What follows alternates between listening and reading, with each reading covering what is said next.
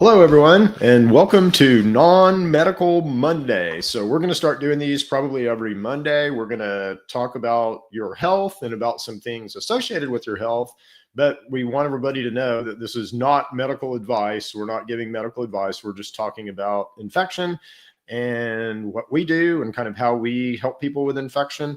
And how we're able to we can't diagnose anything, but how we're able to identify, let's say, issues or infections. So we have to kind of be careful about what we say, but at the same time, we do have a safe harbor law here in Oklahoma that does protect us as long as we're not playing doctor, and we're absolutely not playing doctor. So a couple of things. So when we scan people, so we have a system called bioresonance, and we can use that system to informationally see if someone might have an infection indicated. And it's not a diagnostic device, so it's not, for certain, and it does occasionally make mistakes, but it is pretty good about just giving me and whoever's in the customer information about what might be going on with them. And if we can tie that back to symptoms, and then we can address, what we think those infections are with our supplements, which kick up the immune system and basically help your body fight these on your own. We usually see symptoms go away, which is a pretty cool thing. So we think we're onto something really, really special with what we're doing. But today I wanted to talk to you guys about the three main things that we see in people. So when we scan somebody, 99% of the people that we scan have at least one of these three things. Some of them have all three of these things. So let's talk about these, and we'll talk about the worst one first. So he's a guy called H. pylori. H. pylori is a bacterium. He will infect the stomach, the esophagus, and the pancreas. If you have H. pylori in your esophagus, you likely know it because he will cause burning. He causes burning, which will cause acid reflux. It'll cause things like GERD. Ulcers are caused by H. pylori. Stomach cancer is caused by H. pylori. Pancreatic cancer is caused by H. pylori. Colon, a bunch of different cancers are associated with H. pylori. So it isn't something that we really want to have sticking around. Our Gut Restore product does a really good job of basically boosting the immune system. It's got berberine in it. It's got garlic in it, and does a good job, let's say, of helping your system beat H. pylori. So we have a way to beat it, which is good, but we have to identify it first. So we see that pylori in, I don't know, probably 85% of the people that we scan. We see something called helminths, which are parasites. And that's what most of us is kind of coming into our awareness, let's say now. So we're all understanding about ivermectin and the need to deworm and the importance of that and the importance to our health. So those guys, the wormy guys, we see in probably 95% of the people that we scan. Again, we have a product there that's based on just, anything that you could grab from chat, but it's a really, really good product. It works very well, called deworm. So we can attack that with a product. And then the last thing that we see a lot of is a microbiome overgrowth called Lactobacillus acidophilus. Now, if you're taking probiotics and you look at your probiotic, you're going to have Lactobacillus acidophilus in your probiotic, most likely. If you have this overgrowth, that is like literally throwing gasoline on a fire. It's going to cause more bloating, more gastric upset. But the Lactobacillus acidophilus overgrowth is directly associated with type 2 diabetes. It's also directly associated with obesity. If you can't lose that last, 10 or 15 pounds, let's say, no matter what, again, you likely have a Lactobacillus acidophilus overgrowth. And they can be bad. I mean, they can cause more harm, let's say, than just type 2 and do. So those are the three main things that we see. So I want to just, and again, I'm going to read at you. So I'm sorry to read at you, but today I've got to read at you a little bit, but I want to go down this list. I've created a list of foods that either fuel, worsen basically these infections. And so I want to go through some of those things, and then we'll go through some of the things that make them better. Now, this is just stuff on your own. We're going to talk about way better ways to make all this better in a second, but I just want to kind of kick it off with this. So what is the worst thing that you can do to all of these guys? high sugar and refined carb diet that feeds fermentation and lowers immunity. Okay, so every one of these guys will thrive in a high sugar, high processed food type environment. Alcohol, and especially beer and wine, really light these guys off. So again, that's just increases fermentation and gives them a nice little home to develop in. Antibiotics will absolutely promote these guys and make these guys stronger, and you're not going to kill them with an antibiotic. So you have to kind of go to natural processes to kill them. Frequent snacking and grazing. So again, we talk a lot about intermittent fasting, and there's a reason for that, because frequent snacking and grazing will favor, let's say, these pathogens. Fermented dairy, sadly, will favor these pathogens. So yogurt. Low fiber polyphenols will also benefit these guys. So we don't want those. Proton pump inhibitors is one of the worst things that you can take, especially if you have H. pylori. You're greatly adding to your cancer risk if you're taking a proton pump inhibitor with H. pylori. And I know it's the only thing that seems to give you relief, but there's ways to get relief and ways to attack that infection that aren't proton pump inhibitors. And in fact, the proton pump inhibitor is not doing anything to the pylori. It's just changing the acidic terrain of your stomach. Poor sleep, chronic stress, NSAIDs all contribute to these infections. A lot of the stuff, that we've been doing without even really thinking about it, right? So vitamin D deficiency will contribute. Contaminated water and poor sanitation will definitely contribute. And you've got to wonder how many of these guys are in our, water supply and all that right now. Mold exposure will also light them up. So if you got mold in your house, that definitely will light them up. A vitamin D deficiency allows these guys to rock and roll pretty good. And pet and livestock contact without hygiene. So if you've got kind of wild animals, let's say, or something like that, then again, that's you're going to be at risk for developing more from that contact. Now, here are things that strengthen. So here are things that will strengthen your immune system and strengthen your ability to fight these guys off. Sunlight. Sunlight is number one. Intermittent fasting, so eating in a window. This doesn't necessarily mean eating less food. It just means putting all your food into a window. Most of us do breakfast, lunch, dinner. We don't even really care. When we're eating, we're not paying that much attention. So we might start eating at 8 a.m. and stop eating at 10 p.m. Well, that's too open of a window, an eating window, and that hurts your body.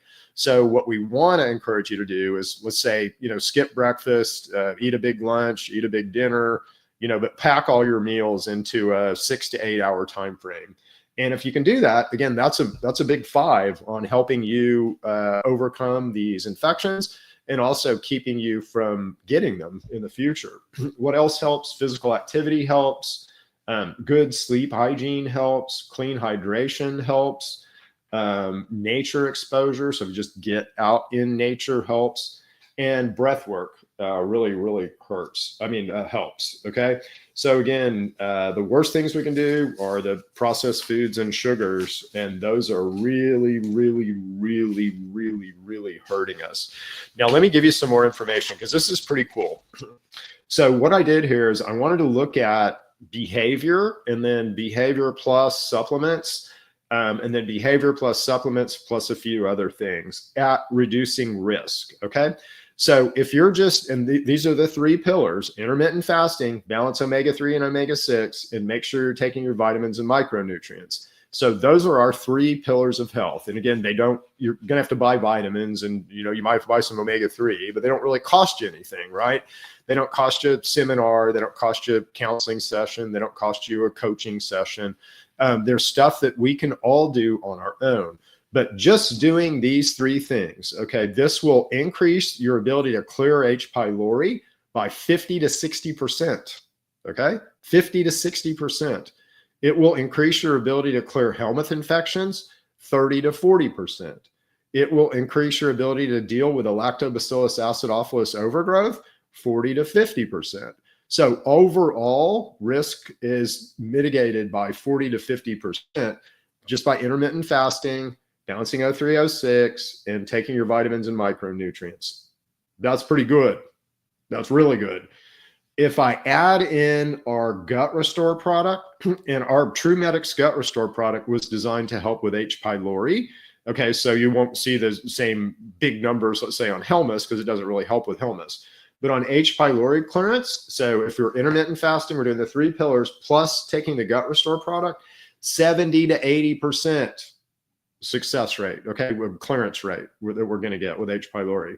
With the Helmus, it goes down because, again, it's not really targeting Helmus, and it's about what just the 3 pillars are without anything, so 35 to 45%. With a lactobacillus acidophilus overgrowth, that goes up to 70 to 80%. That's like that's pretty good. And the recurrence risk for everything, 25 to 35%. With our deworm product, again, our TrueMedix deworm product, it is targeted at the Helmus, not the pylori, so we're going to see the flip. So with the deworm, we'll still increase the clearance 80 to 85% with the deworm. So gut and deworm would work good together for H. pylori. Helminth clearance, now we're up to 70 to 85% with the deworm product and the 3 pillars. Lactobacillus acidophilus, now we're up to 85%.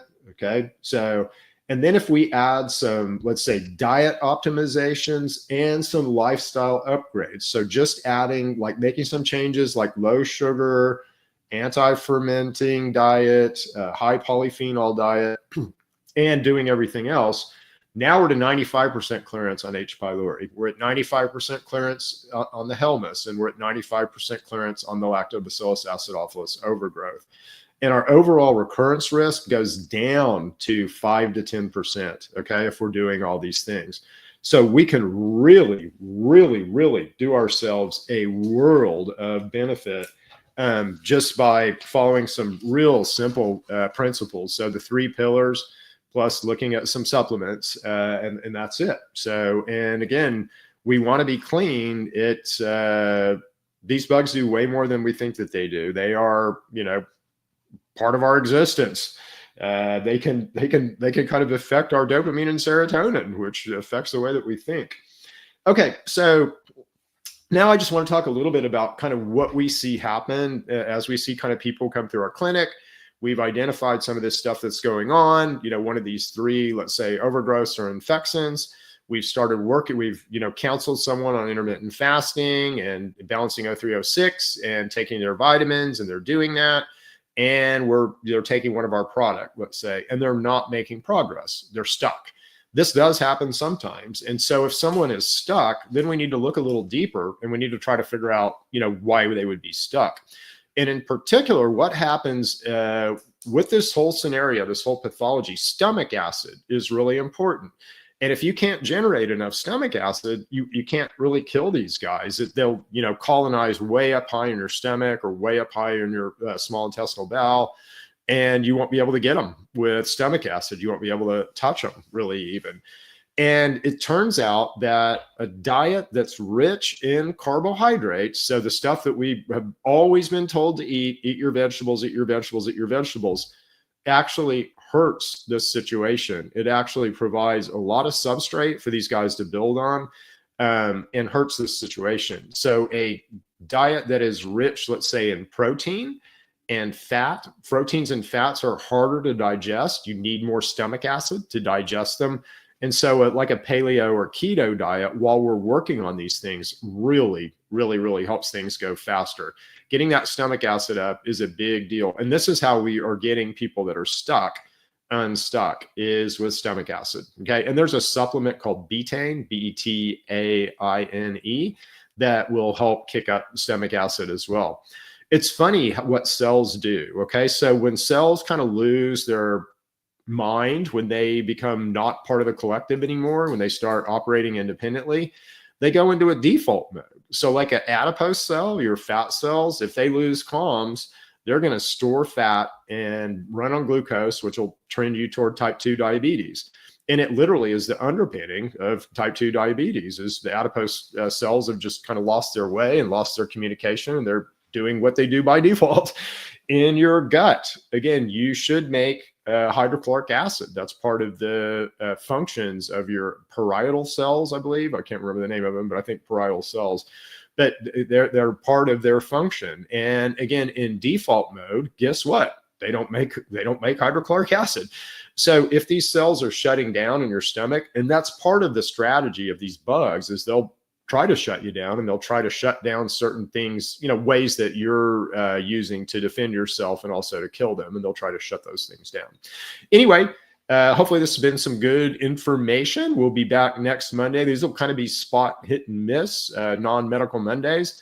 We'll be talking about ways that you can improve your health, ways that you can help yourself. So click that like and subscribe and notify button so you get all the good stuff that we do here at Neighborly Wellness, True Medics, and Chip Talks Health. We'll see you guys later. Bye-bye.